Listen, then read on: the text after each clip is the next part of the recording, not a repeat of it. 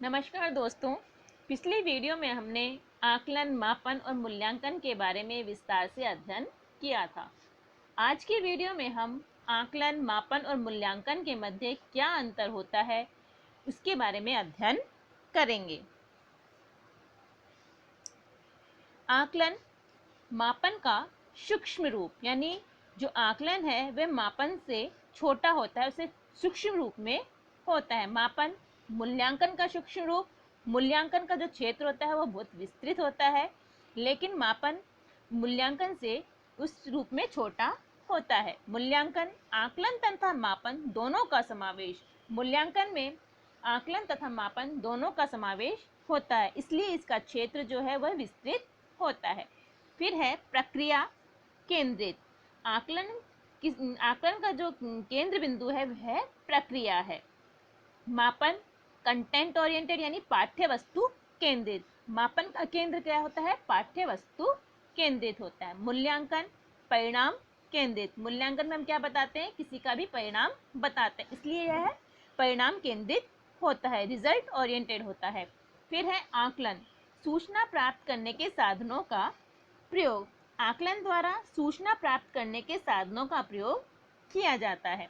मापन सूचनाओं का संग्रह। मापन द्वारा केवल क्या किया जाता है? केवल सूचनाओं का संग्रह किया जाता है, जबकि मूल्यांकन में जो हमने मापन में सूचनाओं का संग्रह किया था उन्हें क्रमबद्ध रूप से संग्रहित किया जाता है,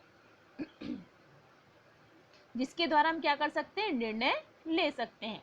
फिर है किसी छात्र का आकलन, यानी आकलन में हम किसी छात्र का, पर्टिकुलर किसी व्यक्ति का क्या करते हैं? आकलन करते हैं। मापन में छात्र के संबंध में स्पष्ट धारणा व्यक्त न करना। मापन के माध्यम से हम किसी भी छात्र के बारे में कोई भी धारणा व्यक्त नहीं कर सकते स्पष्ट रूप से कि हाँ अमुक छात्र इस प्रकार का है या किसी प्रकार के इसमें किस प्रकार की योग्यता है, हम इसके बारे में कोई धारणा व्यक्त नहीं कर सकते। मूल्यांकन में छात्र के संबंध में स्पष्ट धारणा बनाना। मूल्यांकन से हमें क्या पता लगता है कि अमुक छात्र में, जब हम उसका परिणाम देखते हैं तो हम इसके माध्यम से यह धारणा बना सकते हैं कि अमुक छात्र में क्या योग्यता है, किस प्रकार का वह छात्र है। तो इसलिए मूल्यांकन क्या करता है? छात्र के संबंध में स्पष्ट धारणा को बनाता है। फिर है नेक्स्ट उद्देश्य प्राप्ति का साधन। आकलन द्वारा उद्देश्य प्राप्ति के साधन प्रयोग किए जाते हैं। मापन में कितने उद्देश्य प्राप्त हुए इसकी जानकारी प्राप्त होना, यानी कि आकलन में तो हमने क्या किया? उद्देश्य प्राप्ति की क्या साधन है उसका उपयोग किया जाता है, जबकि मापन में हमने कितने उद्देश्य प्राप्त किए हैं इसकी जानकारी प्राप्त होती है। और मूल्यांकन में उद्देश्य की पूर्ति किस सीमा तक हुई है यह ज्ञात किया जाता है। नेक्स्ट है अत्यंत सीमित क्षेत्र। आकलन का जो क्षेत्र होता है वह बहुत ही सीमित होता है, जबकि मापन का क्षेत्र जो होता है वह आकलन से तो विस्तृत होता है लेकिन मूल्यांकन से अपेक्षाकृत सीमित होता है। मूल्यांकन का क्षेत्र बहुत विस्तृत होता है क्योंकि इसके अंतर्गत छात्र के संपूर्ण व्यक्तित्व के मूल्य का अंकन किया जाता है। फिर है नेक्स्ट 7th अधिगम उद्देश्यों से जोड़ना, यानी इसे अधिगम उद्देश्यों से जोड़ा जा सकता है। इसकी अभिव्यक्ति अभ्यास के रूप में, यानी रिवर्सल के रूप में होती है। इसमें है फिर अधिगम उद्देश्य में सुधार संभव। मापन के माध्यम से हम क्या कर सकते हैं? जो अधिगम के जो उद्देश्य हैं उनमें हम सुधार कर सकते हैं। मूल्यांकन, जब हमने मापन के माध्यम से उद्देश्य में सुधार किया उसका परिवर्तित रूप मूल्यांकन के माध्यम से पता लगता है। फिर है 8 चयन और संग्रहण करना। आकलन द्वारा हम चयन संग्रहण करते हैं। मापन चयन व संग्रहण के आधार पर अंक प्रदान करना। छात्रों ने जो विषयों का चयन किया, जो भी किसी कार्य का चयन किया वह, और उनके जो परिणाम आए उनके संग्रह के आधार पर हम उन्हें अंक प्रदान करते हैं। फिर मूल्यांकन मूल्यों का निर्धारण करना। छात्रों के अंकों के आधार पर उनके मूल्यों का निर्धारण करते हैं। फिर नेक्स्ट है भविष्यवाणी के संबंध में अनुमान लगाना, यानी कि हम आकलन के माध्यम से भविष्यवाणी के विषय में केवल अनुमान लगाया जा सकता है। इसके माध्यम से, आकलन के माध्यम से।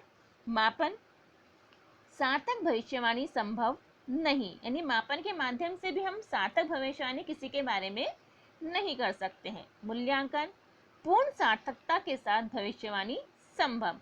जब हम किसी के छात्र की पूरे संपूर्ण व्यक्तित्व का मूल्यांकन करते हैं, उसके माध्यम से उसकी संपूर्ण जानकारी प्राप्त होती है, तो उसके बाद हम क्या कर सकते हैं, हम उसके बाद में उसकी पूर्ण सार्थकता के साथ, पूर्ण विश्वास के साथ उसके बारे में भविष्यवाणी कर सकते हैं।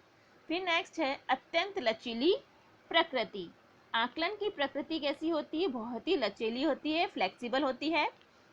मापन, आकलन की अपेक्षा कम लचीली प्रकृति। मापन की प्रकृति होती तो लचीली है, लेकिन आकलन की अपेक्षा कम लचीली होती है। और मूल्यांकन, मूल्यांकन की प्रकृति लचीली ना होकर स्थिर होती है। लचीली का मतलब हम किसी भी प्रकार का उसमें परिवर्तन कर सकते हैं, लेकिन मूल्यांकन में क्या होता है, उसकी प्रकृति स्थिर है कि जो भी परिणाम हमें प्राप्त हुआ वह वैसा ही रहेगा, हम उसमें किसी प्रकार का कोई परिवर्तन नहीं कर सकते। अगर वह लचीला होता है तो हम किसी भी प्रकार का परिवर्तन कर सकते हैं, लेकिन मूल्यांकन की प्रकृति कैसी है? स्थिर है। फिर है नेक्स्ट व्यक्तिगत आकलन। आकलन के माध्यम, आकलन क्या करता है? आकलन द्वारा व्यक्तिगत आकलन किया जाता है, किसी का सबका मिलाकर के नहीं, केवल एक व्यक्ति का व्यक्तिगत आकलन किया जा सकता है। मापन में व्यक्तियों के शील गुणों का मापन संभव है। इसके द्वारा अलग अलग व्यक्तियों या उनके शील गुणों का मापन संभव हो सकता है। मूल्यांकन, इसके द्वारा व्यक्ति का तुलनात्मक अध्ययन संभव है। इस प्रकार आकलन, मूल्यांकन और मापन तीनों में काफी अंतर होता है। जो आकलन है, आकलन और मापन क्या है? मूल्यांकन के ही एक रूप है। उनका जो क्षेत्र है वह सीमित होता है, लेकिन मूल्यांकन क्या है? इन दोनों को, इनका समावेश इसमें मूल्यांकन में है, जिससे इसका क्षेत्र विस्तृत हो जाता है। Thank you. आपको यह वीडियो ज़रूर पसंद आई होगी, आपके लिए यूजफुल भी होगी।